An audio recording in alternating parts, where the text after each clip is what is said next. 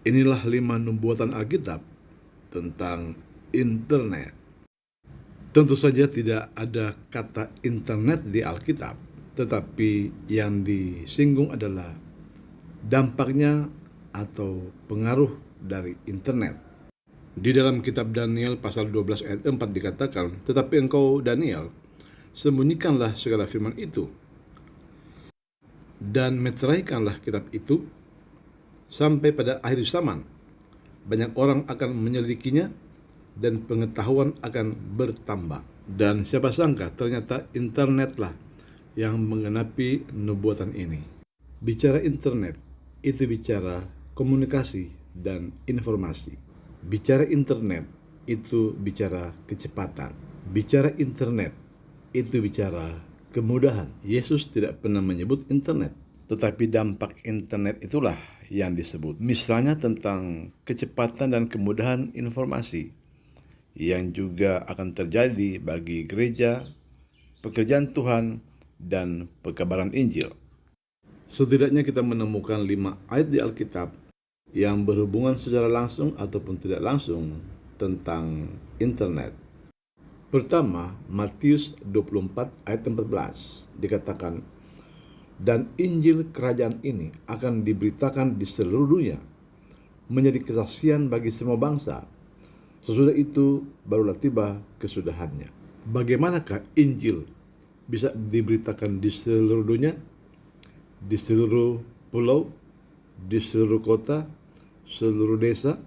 Ternyata internetlah yang menggenapi nubuat ini. Jika Anda memiliki handphone, Anda sudah bisa membaca Alkitab, membaca Injil secara pribadi tanpa ada yang mengganggu. Injil tidak hanya mencapai pulau-pulau, kota-kota, desa-desa. Bahkan Injil kini sudah dapat dibaca di kamar kita masing-masing. Semua orang dari berbagai suku, bangsa, bahasa, dan agama dapat membaca Injil tanpa ada yang tahu. Karena Injil, Alkitab, dapat dibaca di handphone kita dengan sangat mudah dan cepat. Adanya ibadah-ibadah online juga telah mempercepat penyebaran Injil di seluruh dunia. Semua orang, agama apapun, keyakinan apapun dapat mendengar pemberitaan Injil ini. Ibadah online, bukan Anda yang ke gereja, tapi gereja yang mendatangi Anda. Gereja masuk ke rumah Anda tanpa mengetuk pintu, bahkan dia sampai didengar di kamar tidur Anda. Kedua, Matius 24 ayat 22. "Dan sekiranya waktunya tidak dipersingkat, maka dari segala yang hidup tidak akan ada yang selamat. Akan tetapi oleh karena orang-orang pilihan, waktu itu akan dipersingkat." Komunikasi dan informasi internet menembus ruang dan waktu, tidak hanya dalam hal bisnis, tetapi juga dalam hal pelayanan dan pekerjaan Tuhan. Kita tidak tahu siapa yang mendengar khotbah kita, siapa yang mendengar doa kita, dan siapa yang mendengar pemberitaan Injil kita. Tetapi pemberitaan Injil itu mampu menembus ruang-ruang tertutup, tembok-tembok raksasa, atau bahkan di istana-istana raja. Itu semua berkat adanya internet.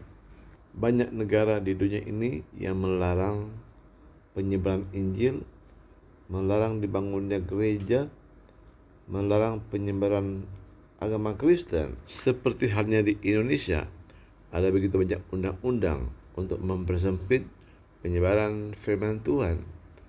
Tetapi semua peraturan dan undang-undang itu seperti menjadi mubazir, karena orang bisa mendengar khotbah di handphonenya masing-masing. Orang bisa membaca Alkitab di handphonenya masing-masing, di dalam kamarnya masing-masing. Banyak yang bertanya, mengapa begitu banyak orang yang murtad dari agamanya berpindah menjadi Kristen, padahal tidak pernah ke gereja, tidak punya teman Kristen, tidak pernah diinjili, tetapi berani-beraninya menjadi Kristen? Itu karena mereka mendengar khotbah, kesaksian, dan membaca Alkitab melalui internet yang ada dalam handphone mereka. Dan ketiga, Wahyu 1 ayat 7. Lihatlah, ia datang dengan awan-awan, dan setiap mata akan melihat dia, juga mereka yang telah menikam dia, dan semua bangsa di bumi akan meratapi dia. Ya, amin. Ayat ini mengatakan bahwa semua mata akan melihat dia. Maksudnya, melihat ke langit ketika Yesus turun dari surga saat dia datang pada kali yang kedua. Bagaimana orang Indonesia bisa melihat dia kalau Yesus turun di Israel? Apabila Yesus datang kembali ke dunia ini, tidak semua orang dapat melihat dia. Kalau Yesus turun di Israel atau di Bukit Zaitun misalnya, belahan dunia lain tidak bisa melihat dia. Tetapi itu tak masalah, karena mereka akan melihat kedatangan Yesus di handphonenya masing-masing. Dan itu semua berkat adanya internet. Tentu saja seperti firman Allah katakan bahwa Yesus datang kembali untuk mengangkat orang percaya, sedangkan yang tidak percaya akan tertinggal.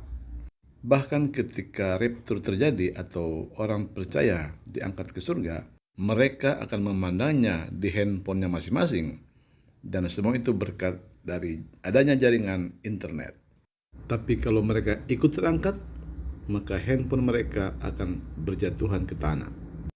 Keempat, Lukas 12 ayat 2. Tidak ada sesuatu pun yang tertutup yang tidak akan dibuka, dan tidak ada satupun yang tersembunyi yang tidak akan diketahui. Ayat ini berbicara dari dua sisi Tuhan dan sisi manusia. Semua kita terbuka di hadapan Tuhan, dan Tuhan tidak membutuhkan internet untuk mengetahui segala rahasia yang ada di hati dan pikiran kita. Tetapi internet menyimpan segala data pembicaraan kita, jahat ataukah itu baik, benar ataupun salah.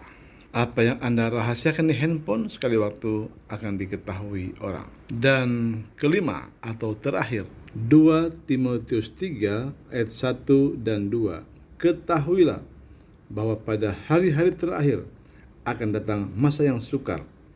Manusia akan mencintai dirinya sendiri dan menjadi hamba uang. Handphone telah membuat banyak orang mencintai dirinya sendiri. Handphone membuat banyak orang lupa diri dan lupa segalanya. Mari bijaksana menggunakan handphone. Pergunakan perangkat ini untuk kemuliaan nama Tuhan, agar benda ini tidak menjadi berhala modern bagi kita.